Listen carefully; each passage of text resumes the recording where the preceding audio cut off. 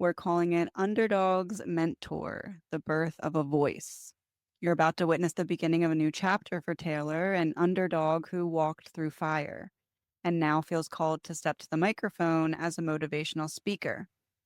But instead of doing a prepared speech as her intro, we're doing something a little more soul-led. We'll draw 2 cards at a time from the decks I use to map the soul's journey. And for each pairing, Taylor will channel one line, one truth born from her lived experience. No script, no rehearsal, just raw voice rising in the moment.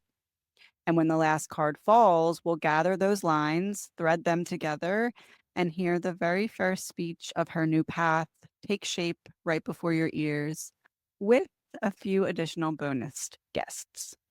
This is how the underdog becomes a mentor. So thank you, Taylor, for starting this journey with Humans for Humanity as companion, as your starter. Couldn't do it without you. Let me see. Wouldn't want to. Okay, so I'm shuffling. We're going to kind of just have the cards up on the screen. Give me a line about life isn't always fair, but that doesn't mean you can quit. Life isn't fair, but it's a balance. If you don't go through injustices, you can't bring justice. Give me a line about using what was sent to stop you and transmuting that.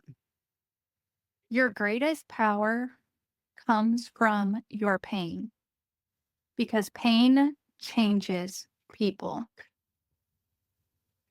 Give me a line about some shadows you can't be given the tools to face because you're the first one in your generation to actually face them.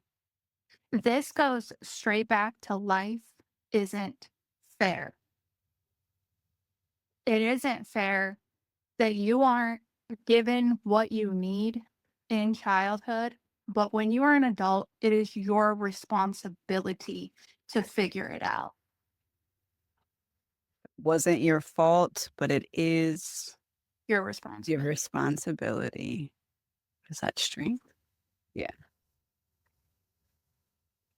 Give me a line about the only way out is through. There are certain things you can't run from. You need to sit and feel it, or it will repeat until you do. You will never be enough for anybody else until you learn to be enough for yourself.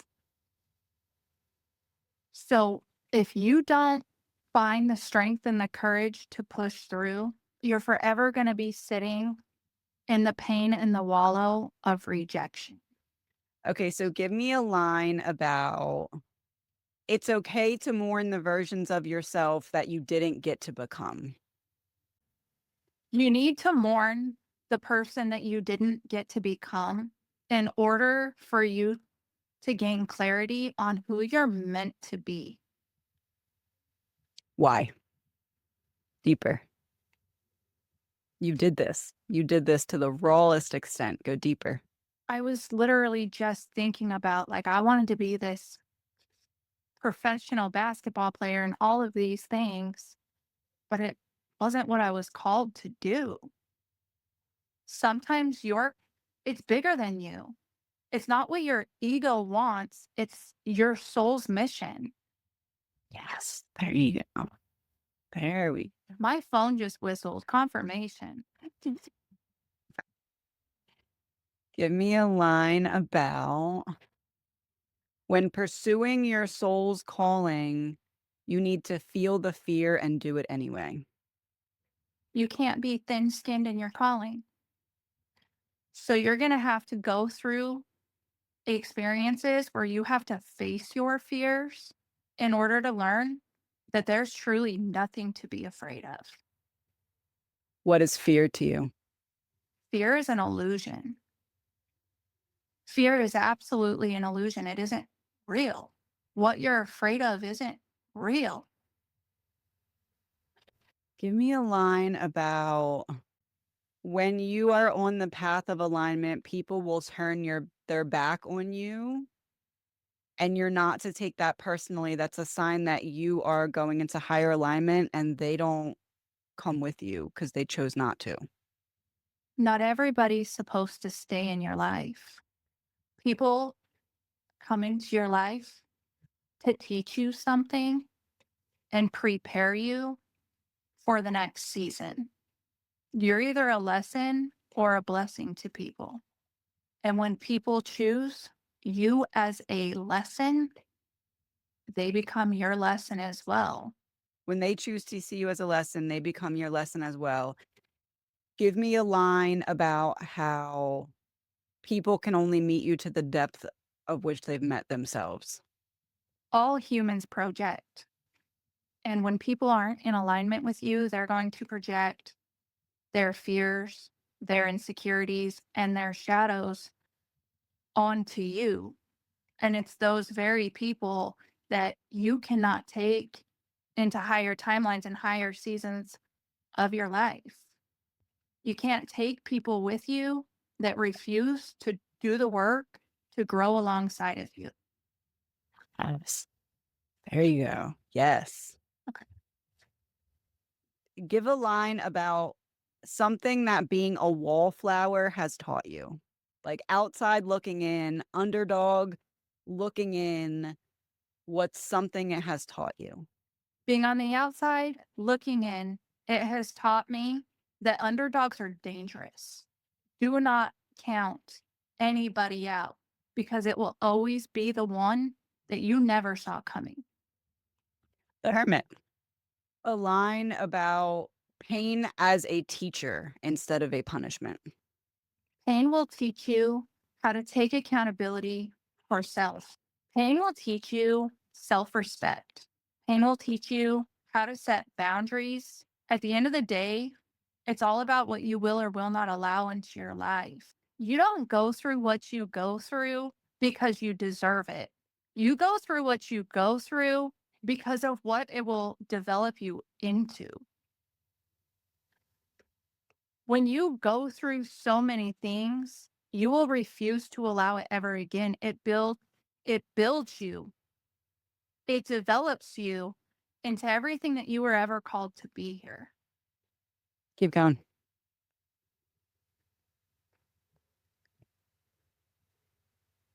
You can't walk in your soul's purpose and be a coward.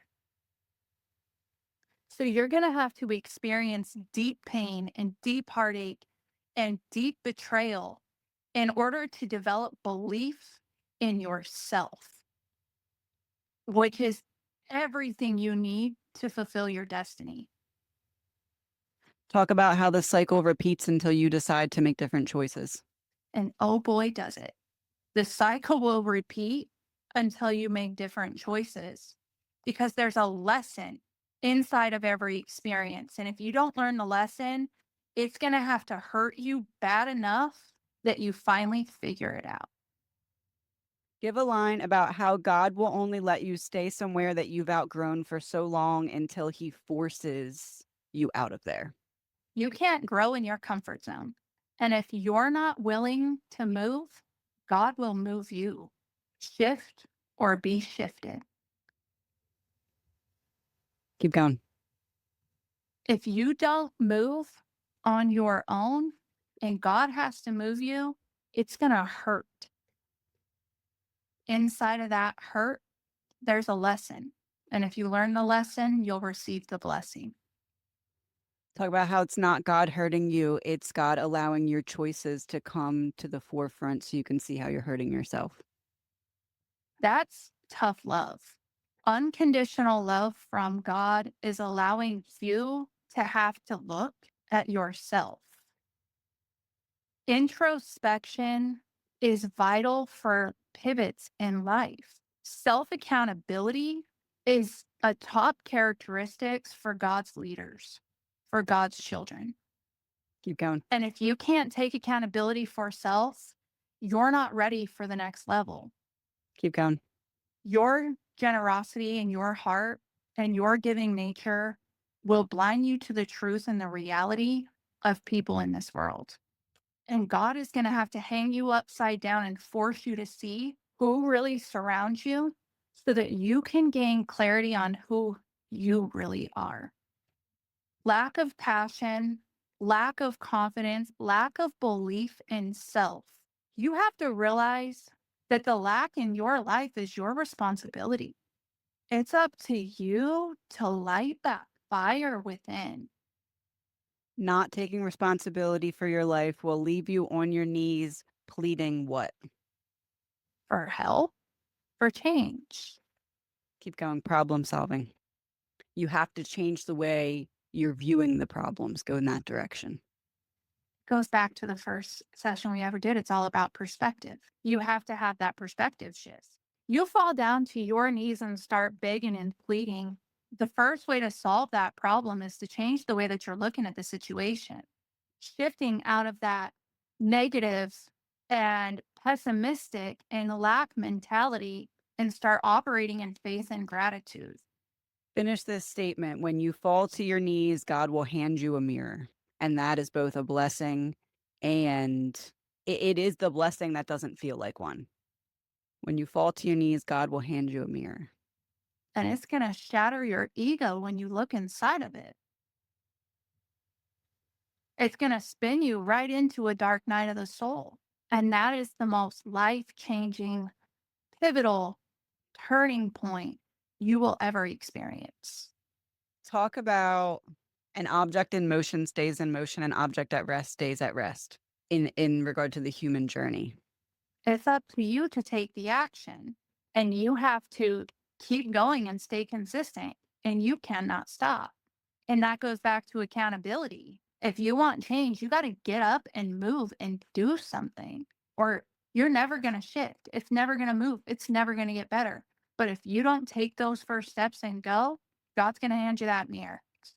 Talk about how your anger is the part of you that knows mistreatment is not okay. Your anger to some degree is trying to protect you from mistreatment, not being angry at yourself for being angry, but shifting or transmuting anger into fuel. I just posted in my Instagram story about this. I go to the gym and channel all my anger and stuff in the gym. So talk about finding an outlet, the importance of finding an outlet to channel your anger. Anger is a human emotion, and when you're being mistreated, you have every right to be pissed off. But you have to find an outlet for your anger that is healthy, a healthy release, a healthy outlet, so that you can use that anger and allow it to fuel you to become something greater. A line about how your time is currency and you need to have boundaries with it. There's one thing in this world that you can never get back, and that is your time. So it's okay to say no. It's okay to not answer the phone call. It's okay to not go to that dinner. It's okay to say no. I mean, time is the one thing that you can never get back. And if people cannot respect it or appreciate it, then you don't ever have to give it to them. Give a line about how everything you lose is not a loss. Sometimes it's making space for something greater. Out with the old, in with the new. Everything you lose is not a loss. Sometimes it's making space for something greater. Toxic jobs, leaving behind toxic jobs, toxic workplaces will open up gateways of career opportunities. Losing toxic friends will open up new doorways and opportunities for the right connections. If you don't lose what's not meant for you, you will never be able to bring into your life what is. Keep going on that thought. Anything that's going to stop you from fulfilling your mission, people, places, things, anything that is not aligned for your highest good, after it teaches you something, it's going to be removed from your life, whether you like it or not. It is not the end. It is literally a brand new beginning for exactly who and what is meant to be in your life because of where you are going. Yes. There comes a point in your journey when you realized that they were never really gonna be able to stop you, they could only ever get you to stand in your own way. It's always been that way. There's a point in your journey where you realize that people were never able to really stop you. They could only get you to stand in your own way. And once you realize that, you can't be stopped. Once you realize that they never had control and you were always the creator the entire time, leading back to taking accountability, taking ownership, that is when you pull your power back. That is how you create momentum. And that is how you propel into an energy where you are truly unstoppable. Facing my greatest fear taught me what? Facing my greatest fear taught me that there isn't anything to be afraid of. Facing my greatest fear taught me how real God is and how powerful that faith is. Facing my greatest fear strengthened my faith.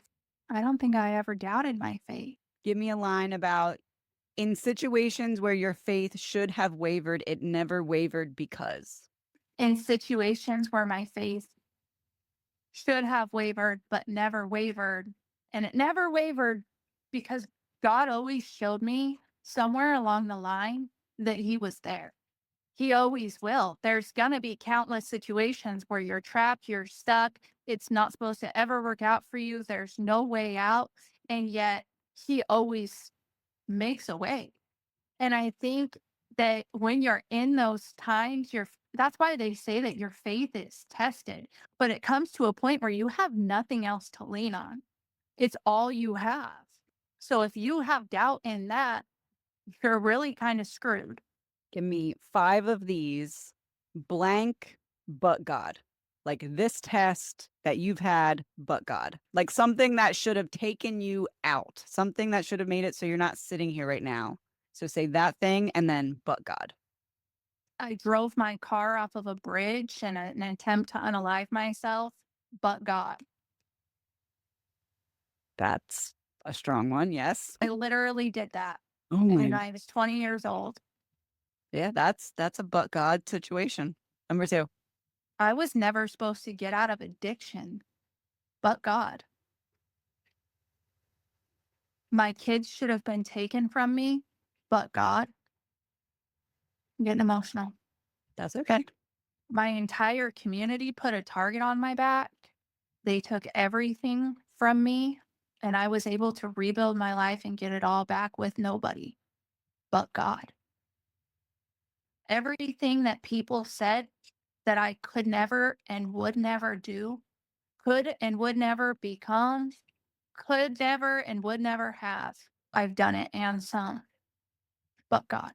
Oh, the powerful part of this. Oh, not the tower coming out now.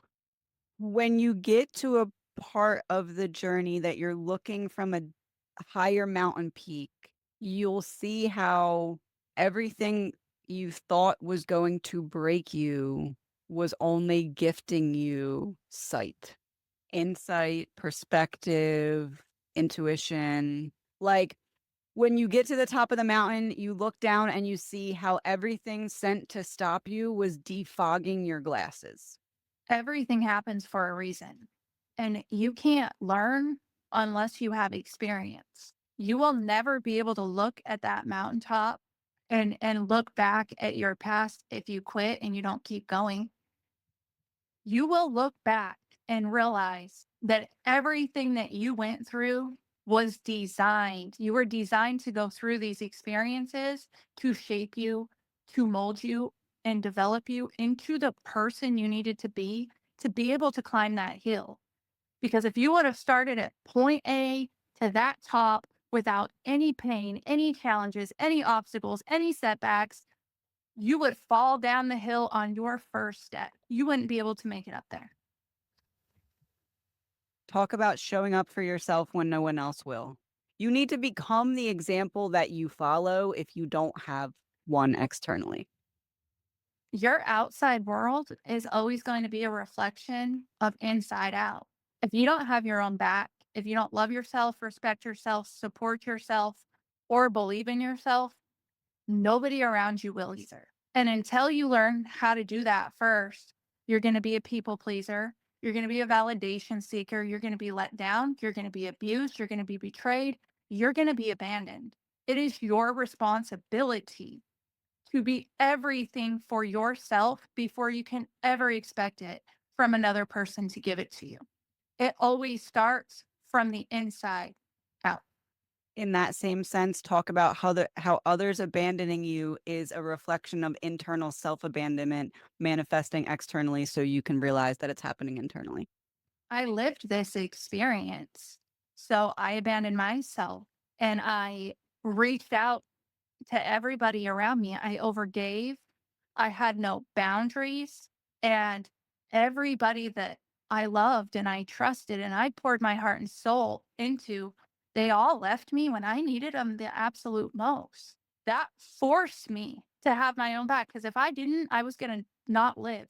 It was up to me to have my own back and be able to piece myself back together and become everything that I wanted to become in this life. And it was nobody else's responsibility but mine either.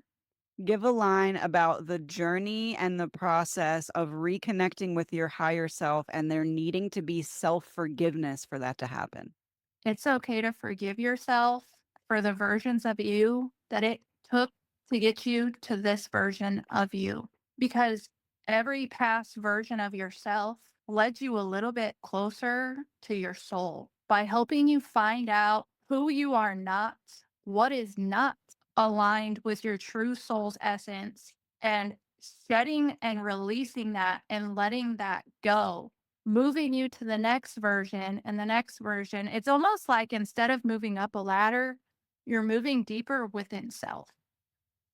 For example, from a college dropout and a substance abuser addict to a criminal to getting clean and sober to relapsing, it's like getting clean and sober again and relapsing. Every single version of them of that process allows somebody to shed another layer. This is not who I want to be. This is not who I am. This does not align with my being until you ultimately get to that center core piece and you don't have to keep going into these cycles. Okay, close your eyes. The last 10 years of your life, imagine it as an onion. Your heart is at the center of this onion. Your heart is the core of the onion. And the last however many years of your life, you were like, I want to peel back these layers. So you peel back a layer and then you face what's underneath. Sometimes it led to addiction, sometimes it led to self sabotage. But you were always going through this journey of getting back to the center, back to the heart. Open your eyes, talk about that. The journey back to you. It's crazy how much you touch on these things when I've been talking about this on my social media. It's just crazy, the alignment. You peel back the layer and you realize that this is not who I want to be. It never feels right. When you go into the self-sabotage, you know that it doesn't feel right. It's not where you belong. There's always this hunger, this drive, this will to begin rebuilding yourself. And sometimes you have to fall short. You have to fall short because sometimes you're not ready for that next level. What's the point of getting there if you're just going to lose it all? So you're going to fall back down to keep peeling back these layers because it's in the hardest seasons of your life where you learn the most. Your losing seasons will teach you more than a winning season ever will. You can't have victory without failure. You can't win without losing. You can't have peace and happiness without sadness and suffering. So it's going to hurt when you're peeling off these layers. It's, I mean, absolutely tearing pieces of yourself off of like it's like a blockage of the soul, but it's going to hurt. You have to let it go. You have to let it go. So, in that sense, talk about how the false self is a program that runs to protect us until we become conscious of it. Then it's our responsibility to reprogram it. I want to say that like God hides us in plain sight. God hides us in plain sight, hides us from others and hides us from ourselves. So it's really God's way of protecting you. from people knowing who you really are and trying to interfere with his plans for your life. I also feel like the false sense of self is where the underdog story is developed. Is the version of you that everybody else wants you to believe that you are. It's everybody else's projections, it's everybody else's shadows, and it's everybody else's insecurities. And until you realize that, you're going to take it on as your own energy. But the second that you awaken to what is truly going on around you, it does become your responsibility to separate yourself, to go into a state of solitude, to start doing that introspection and that shadow work and remembering who the hell you are. You just described the false self as a switch. When you are not choosing how to define yourself, it's switched on, which means that you are defining yourself solely through other people's projections. When you are aware of the switch, you flip it and they no longer stick to you because you fill in the formula that your brain is seeking to know who you are. 100%. You'll know when you've found your passion because you'll want to go all in. It won't feel straining. It will feel purposeful. It will give you, when you find your thing, it will give you energy, even as you're spending energy on it. And how that's the gift for coming out of the seasons of pain. It's almost like for the first time in your entire life, you have a healthy obsession. It doesn't become something that you do or something you have to show up for. It becomes a part of who you are. It's, I want to say, easy or simple. You found your calling because you can't stop. You don't want to stop. You just want to take off full force and envelop yourself inside of it. You're describing your calling or your passion as the expression of yourself that you finally get to release because they always made you feel like you were never going to get to. Okay, so for the last ones, we're going to do one line per card as the closure for the speech. Oh, wait, I'm going to pick up the whole deck at the end and do a title. Okay. 10 of Pentacles in reverse. Think closure. So something about rebuilding, a line about rebuilding. It doesn't matter what you lose, you can always get it back, even greater than you lost it before. 9 of Swords in reverse. Fears, anxieties. The second you release your fears, your worries, your anxieties, is the moment that your life will positively shift forever. 10 of Cups in reverse. Not everybody's going to be happy for you, but as long as you're happy for yourself, there will be no void. 10 of Wands. It's meant to be hard because if it were easy, everyone would do it. You were given a hard path because God knew you could. The Hierophant. That happened last time too. Yeah. That very card. It's important that you teach people what you learn. Experience is the best teacher. It's important that you teach people everything that you learn because it will create a ripple effect. Your wisdom and knowledge can change the world. King of Pentacles in reverse. When it isn't about the money for you, the material world, when it is truly out of a place of love and serving others, the money will follow. 5 of Pentacles. You have to experience losses and hardship if you ever want to appreciate abundance and prosperity. 8 of Swords. Self sabotage is a part of the process, but it is only your responsibility to free yourself from the cycles of it. 2 of Cups. The right people will come into your life when you are in the right alignment to partner with the right people. It requires work on self to get there. The Fool. If it scares you, do it. 8 of Wands. You're going to want things to happen at your pace, but slow and steady wins the race. Three of Pentacles in reverse. Not everybody is meant to be on your team. Not everybody is for you. Not everybody is for you, but the right people will come. I said that before. Queen of Swords. You said I said that before. Queen of Swords is like I said that before. You are the most powerful version of you when you are speaking your truth, setting boundaries, and don't be afraid to cut anybody off and let them go. Queen of Pentacles in reverse. Your value comes from within, not from anybody or anything outside of you. The Lovers. It's the last card. Choice. It all comes down to a matter of what you choose. Choose people who choose you, whether in love, friendship, business, family. If people don't choose you, then cut the cord. Choose people that choose you. Do you want to pick one card from one of the wounds deck as the title, or should I use tarot? Or do you not want to use any cards and just pick a title?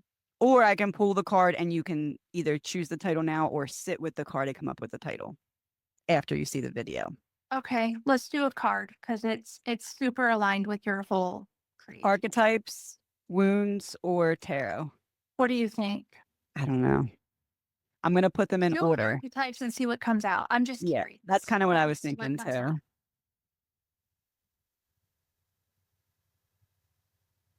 I like The wound of the soft armor, appearing gentle while internally bracing. This wound forms when you learn to lead with kindness while staying on high alert beneath the surface. You smile, soothe, or support others, all while guarding your own tenderness. It can leave you feeling alone in your vulnerability, unsure how to receive the safety you offer so freely. I like it. So something, we'll think of some title that deals with the wound of the soft armor. Okay, give me a line about why it's important to overcome fear in order to create.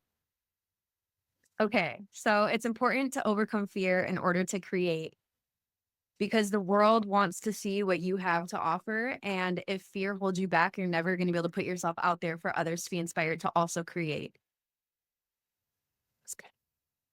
Give me a line on how doubting your own light will hold you back from success. At the end of the day, you only have yourself. So if you doubt yourself, who's going to have your back? You have to have your own back. Perfect.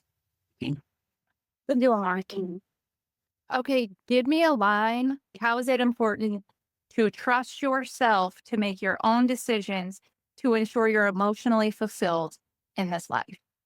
Well, at the end of the day, you can follow what other people want from you, but you're never going to be happy because that's their soul speaking, not your own. So you have to trust yourself to be happy because at the end of the day, it's literally yourself, not these other people. And if you're not being true to your authentic self, these other people won't be happy either. Perfect. Yeah. Perfect. I love it. Give me a line about how the pains that you have been through in your life has helped you get to the successful seasons of your life. My favorite saying, wisdom is crystallized pain. And we're back to square one. Why does success come with hate? Because eventually, what was looking back to them, their potential and their capacity for greatness. And within that, they don't want to do the work that it takes. So it comes across as jealousy unless you heal that wound.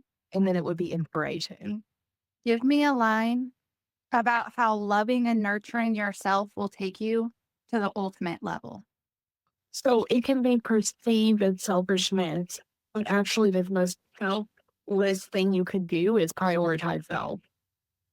Because by prioritizing yourself, you better fill in your cup so you can pour. Give me a line on why is it important to take a leap of faith even when you're starting with something small?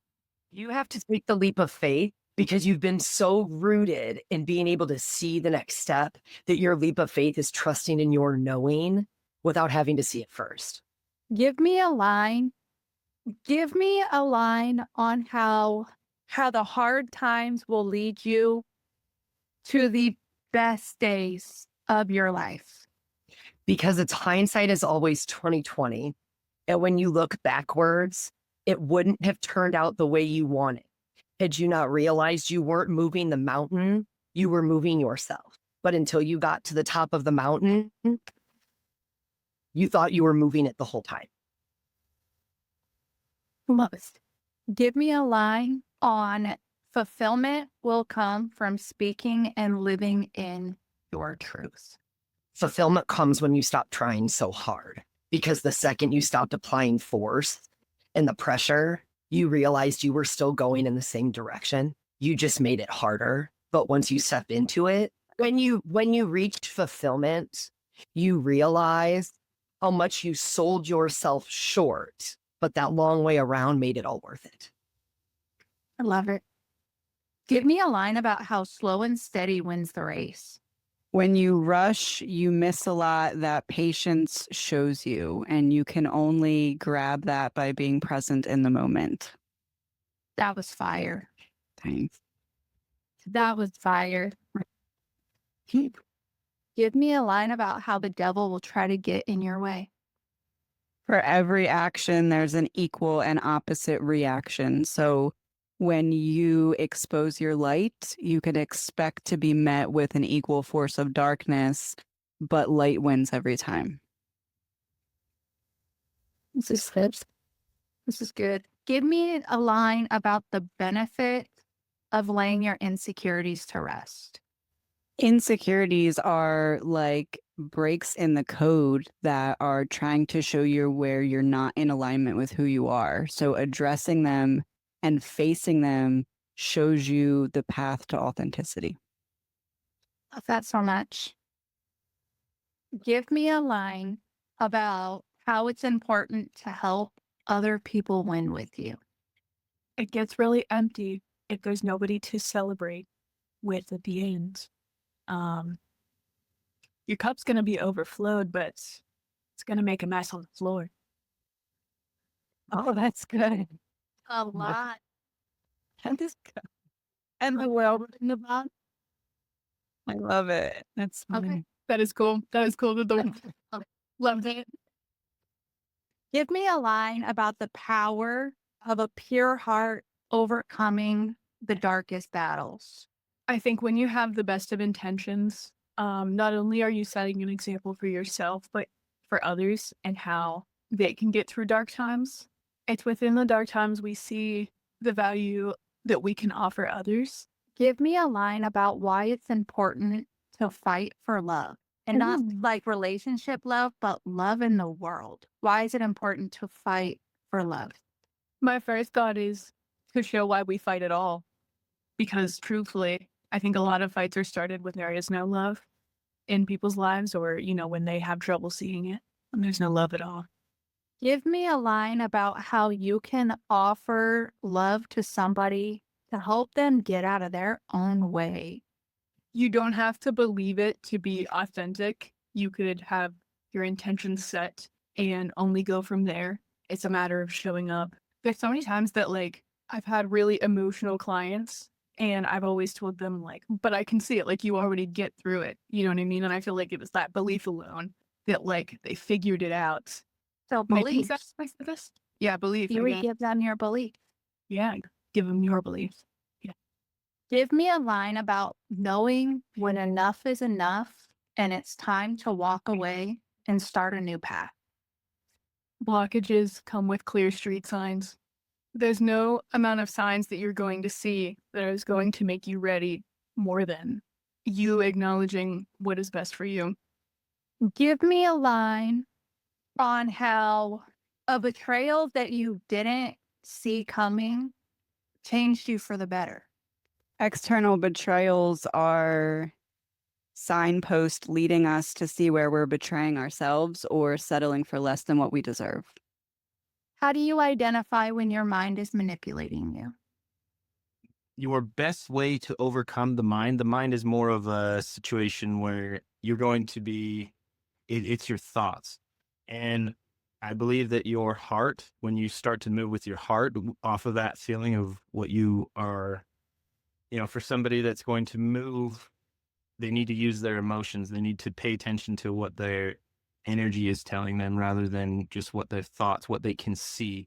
You're going to be moving, especially in awakening, you're going to be moving off of what you're feeling.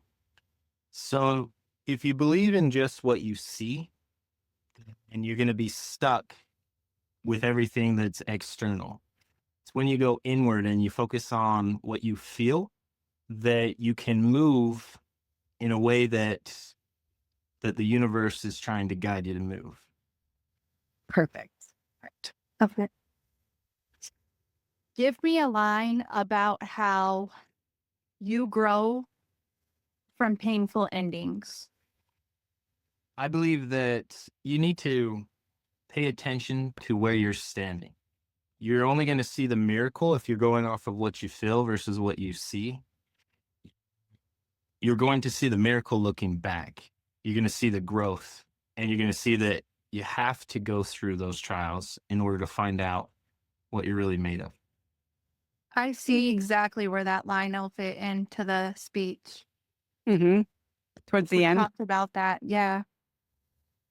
Give me a line about how you decide who's worth standing next to you when you don't need anybody at all. I feel like that's one where it's going to come in by surprise. It's always when you decide that you are enough that the universe is going to answer that one question that you, until then, you were fighting that you wanted. And then once you become enough, then the universe says, okay, now they're ready for this right person. Okay. One by Knight of Swords. Knight of Swords. Sometimes you're not going to know if you're going to hit or miss, but it's important that you just move forward with all your energy and all your might. Give me a line on taking action to be happy is ultimately your responsibility and your responsibility only. Yes, my responsibility, your responsibility to take charge of your life and become your co-creator of your existence, because you hold the power and nobody else. You can take it down, but you can build it up too. That was good. So give me a line about why it's important to take care of yourself after the bad times so you can actually enjoy the good times that come next. It's an act of exercising self-compassion, giving yourself the time to heal after a battle.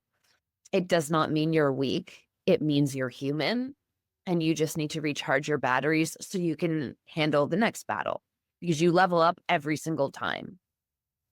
Give me a line about why it's important to find yourself and be able to thrive as an individual before you can leave a legacy behind for others. Yeah, it's your school.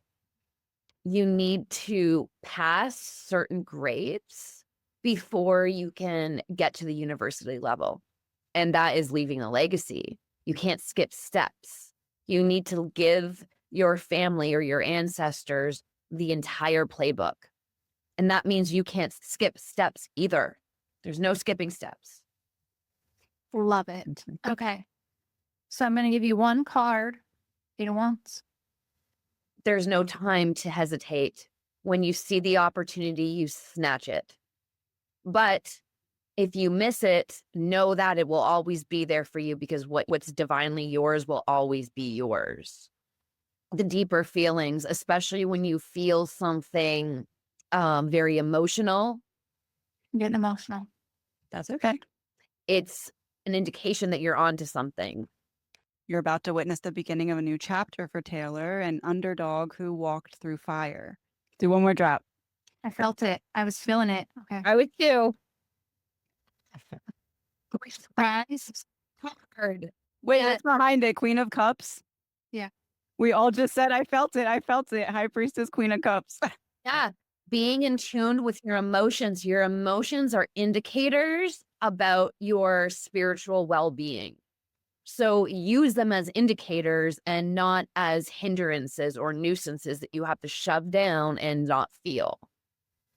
Because when you realize that you need to balance your emotions, you are more spiritually free. That We was a did good one. we did get a Sounds good good. ending line.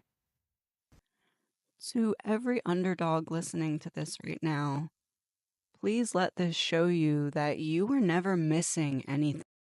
You just learned to go quiet in a world that never asked what it cost you to survive. Your power didn't disappear, it went underground, waiting for the day you'd stop apologizing for it.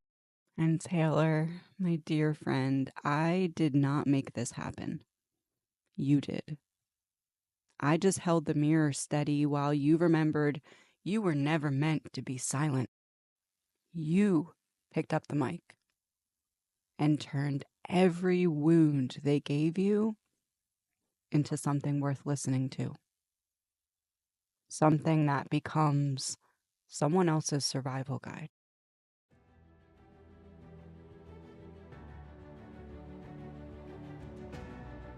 Life isn't fair, but it is a balance. If you don't go through injustices, you can't bring justice. You don't go through what you go through because you deserve it. You go through it because of who it will develop you into. Your greatest power comes from your pain, because pain changes people. Pain will teach you boundaries. Pain will teach you how to take accountability. Pain will teach you self-respect. You can't walk in your soul's purpose and be a coward. You were given a hard path because God knew you could handle it. There are certain things you can't run from. You need to sit and feel it, or it will repeat until you do. You will never be enough for anybody else until you learn to be enough for yourself. It isn't fair that you were not given what you needed in childhood. It wasn't your fault, but it is your responsibility. That responsibility is your strength. Some shadows you weren't given the tools to face, because you're the first in your generation to face them. Blockages come with clear street signs, but no amount of signs will make you ready. Only your decision to stop betraying yourself. External betrayals are signposts. They lead you to where you're still betraying your own worth. You can't grow in your comfort zone. And if you won't move, God will move you. But it's not God hurting you. It's God allowing your own choices to show you how you're hurting yourself. Because He loves you too much to let you stay where you're still shrinking. Shift or be shifted. Self-accountability is one of God's top requirements. If you can't hold yourself, you're not ready for the next level. Your generosity and giving nature can blind you, so God will hang you upside down just to show you who's around you and why. You fall to your knees begging for change, and God hands you a mirror. And that mirror, it shatters your ego. It spins you into a dark night of the soul, and that's where the real shift begins. Anger is a human emotion. And when you're being mistreated, you have every right to be pissed off. Your anger is the part of you that knows mistreatment isn't okay. But if you do not find an outlet, it'll burn you instead of build you. Let your anger become your fuel. You need to mourn the version of yourself you never got to become. That's how you make space for who you're meant to be. Sometimes it's not what your ego wants. It's your soul's mission calling you forward. You can't be thin-skinned in your calling. You're going to have to face fear again and again. until you realize that there is nothing to fear at all. Fear is an illusion. What you're afraid of isn't real. You'll know you found your calling when it doesn't feel draining. It gives you energy, even while you're spending it. It's not just what you do, it becomes who you are. You'll stop trying so hard and realize the pressure was never needed. You were still moving forward. You just made it harder by forcing it. Fulfillment isn't force. Fulfillment is flow. But God will hide you in plain sight while you figure that out. He'll protect your soul's purpose until you are ready to carry it. The false self is a program built from everyone else's projections. But once you wake up to it, it becomes your job to rewrite it. The false self is a switch. When you're not choosing who you are, it's on, and you'll define yourself by other people's shadows. But when you become conscious of that switch, you'll flip it, and their projections stop sticking. Everything that you lose is not a loss. Sometimes it's just space being made for something greater. Toxic jobs, gone. Fake friends, gone. False identities, gone. And in their place, clarity, alignment, purpose. It doesn't matter what you lose, you can always get it back, greater than it was before. You'll reach a point where you realize they were never going to stop you. They could only get you to stop yourself. And once you see that, you pull your power back. You create momentum. You become unstoppable. Self-sabotage is part of the process, but it's only your responsibility to free yourself from it. The lack in your life, that's your job to fix. The fire you're waiting for, you have to light it. You have to take the leap of faith without seeing the next step. That's trust. That's divine motion. An object in motion stays in motion. An object at rest stays stuck. If it scares you, do it. Because if it's meant for you, it will still be there when you're ready. But stop making it wait. Slow and steady wins the race. Patience shows you things hustle never will. Wisdom is crystallized pain. The mountain you thought you were moving, it wasn't the mountain. It was you. And at the top, you'll look down and realize everything sent to stop you was actually clearing your vision. When you rush, you miss the lessons. When you slow down, you receive the blueprint. Insecurities are breaks in the code. They reveal where you're still not in alignment with your truth. Face them. They will point the way home. You must learn to have your own back, because without that, you'll keep chasing people who won't. Your outside world will always reflect what is happening inside of you. And when you self-abandon, the world mirrors that back to you until it hurts enough that you finally stop. You cannot leave a legacy until you've passed your own tests. You can't skip steps. Your soul school has prerequisites. Your calling will feel like obsession, but it's actually remembrance of what you came here to do. When you're full of love, they'll say you're selfish, but loving yourself is the most selfless thing that you can do. If your cup is full and no one's around to celebrate, it just makes a mess on the floor. So help others win with you. What's the point of overflow if no one's there to drink from it? Love is why we fight it all. Because when people lose love, they forget who they are. When you give someone belief, they start to believe in themselves. You don't need the perfect words. Just show up with your heart. Your emotions are not weaknesses. They are indicators of your spiritual well-being. You'll know someone is meant to stand beside you, not because you need them, but because they arrive once you've become enough without them. You can't move forward just by what you see. You have to follow what you feel. That's where spirit leads. You'll only see the miracle looking back, but you'll feel it long before then. And that pain, the betrayals you didn't see coming, it was the very thing that woke you up to your worth. Take care of yourself after the storm. Rest is not weakness, it's wisdom. Rest so you can rise again. Choose people who choose you every time, whether it's love, business, or family. Don't force your way where you're not chosen. And remember, for every action, there is an equal to opposite reaction.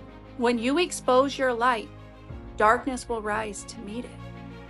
But light wins every time.